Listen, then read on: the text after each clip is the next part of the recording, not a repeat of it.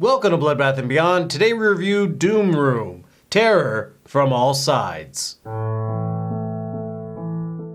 Directed by Jon Keeyes, starring Johanna Stanton, Debbie Rochon, Hayden Tweedie, and Nicholas Ball. This movie's about a woman who wakes up in a room. I don't think they reference it as Doom Room. I think that was a Wild Eye releasing decision. But she appears to be locked in there and potentially on drugs because there's tons of different hallucinations and different people keep coming in and out of the room. She has amnesia and she's trying to figure out why she's there, who put her there, and how long has she been there? So what do we like? I really liked all our actors in this film. I thought they did a fantastic job, especially considering that it's a one location movie, so the characters don't have the freedom to move around. They're really just put in a situation and it's a conversation driven film. And I thought that every actor did a great job delivering their lines and keeping me interested in what was going to happen next. I agree. I liked Johanna Stanton. She was our lead. She's going through a lot of stuff right now, especially like playing somebody who has amnesia. There's so many different emotions that you go through when first realizing you have amnesia,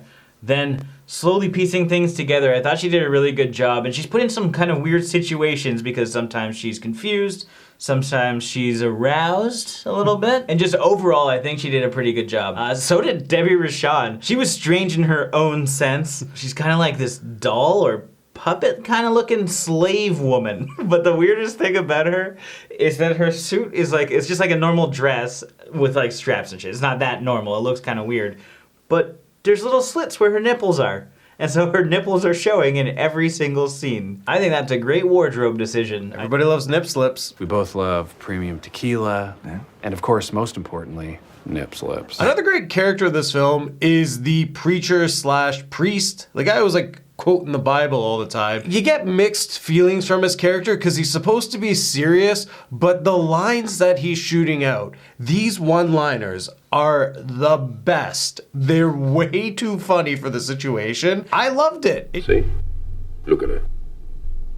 It makes her panties all dripping wet. If she had no legs, she'd practically be a slug. One of the fun aspects about this movie is trying to figure out what's happening, because there's a lot of craziness, especially at the beginning, but around like the 45, 50 minute mark, it kind of becomes more conversational. It's very reminiscent of movies like Low, where it's just a couple characters trying to figure things out. And you as the audience, you're trying to figure things out as well. So it has you kind of looking around, trying to see if different objects in the room relate to the story. Does anything have any relevance to each other? And if they do, what is their association? So it's a fun game. And that's what's really nice too, is not only the setting itself, but the characters. There's a lot of symbolism in this film to make you wonder what is going on. And then when you do get that reveal and everything starts to make sense, you just have this sense of satisfaction because as you're piecing it together, it makes you feel smart for figuring this film out. Which brings me to the Doom Room itself. I liked this setting. I don't know if they were really trying to just make this like strange atmosphere, or they were just throwing stuff in there to keep you interested with having different objects to look at because it is a one location film. But I liked how the whole setup and location was presented, and they did a good job making it not feel like a one location movie. And that comes in part with the cinematography and the editing. You can tell that they put a lot of thought into this because there's a lot of like camera tricks and editing techniques to transition from different memories of this girl. So, for example, she might be arguing with somebody or talking with someone, and then in a split second, she wakes up on her bed. And sometimes on that bed, there's another person, and then she turns around and then they're gone. And they do this a lot. The first time that I noticed they were doing these little techniques was when she was holding a snow globe at the beginning. She's holding one snow globe.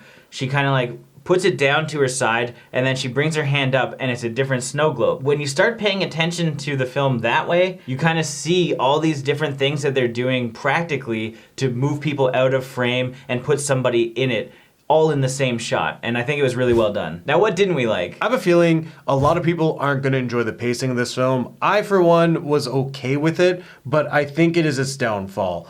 Being that we don't know what's going on and we don't establish who the characters are till very late in the film, it can be a slow burn. So it's hard to get invested when they don't give you little answers throughout the film. They just kind of throw it at you at the very end. I was a little thrown off right at the beginning, especially with like some of the poor transitions and the effects that they were doing when this girl's at the club. Like, it's so sporadic camera work, and I'm just like, oh, please don't do this. And for a little bit, the movie doesn't seem very fun. It's very weird. From the cover and the name, and even the trailer, it doesn't suggest that it's as like psychedelic as the beginning of this movie is. And for most of the movie it is. But right at the beginning, you're gonna be caught off guard, and I can see a lot of people not getting through to even half an hour. I think that it's worth going through the rest, but I totally understand if people start bashing this because of the first 20 minutes. And when all of the characters are presented to you, like we get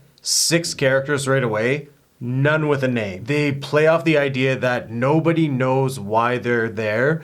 And when you're seeing a scene over and over again of like, oh, here's a new character. What's your name? I don't know. What's yours? I don't know either. Who are you? I don't know either. It could get kind of boring. I was a little thrown off by the man, the guy with the glasses. That role just seemed really weird. And same with Innocent Girl. Kind of similar to how you say, like, they're going back and forth with the names. She was trying to be innocent, like we got that immediately. And then they continue to do a few more scenes to try and develop this character and flesh her out, but like there's not much depth there anyway. It's like, okay, she's just like an innocent girl who just wants to talk with this other woman, and that's it. Oh no, silly. She's nice. She's here too. What do you mean here? Stuck here. There. Everywhere. They tried to make it seem more complex than it actually is. Now it's time for our final thoughts and ratings. This movie was a pretty decent indie flick. It's a pretty unique story and concept, and I enjoy one location movies. However, the problem with this one is the fact that there are severe pacing issues, especially with the front half of this movie. And while the camera work was well thought out, as an audience member, it's a little bit confusing when somebody turns one way and then turns the other way, and it's different people in each different shot, and that will certainly be the biggest turnoff for a lot of viewers. At the end of the day, I did enjoy myself, but it's not one of those movies that you have to see, but if you stumble upon it, it is better than it sounds. So I'm gonna give this 2.5 kinky Barbies out of 5. I didn't know what to expect when coming into Doom Room. I really thought we were just gonna get into a more graphic style of movie. In the end, it's more of a psychological film. It really has you wondering what is going on. The actors did a great job in this film, utilizing the one location and telling us a story to keep us engaged. With that being said, the pacing is really slow. If you do like a film that has a unique story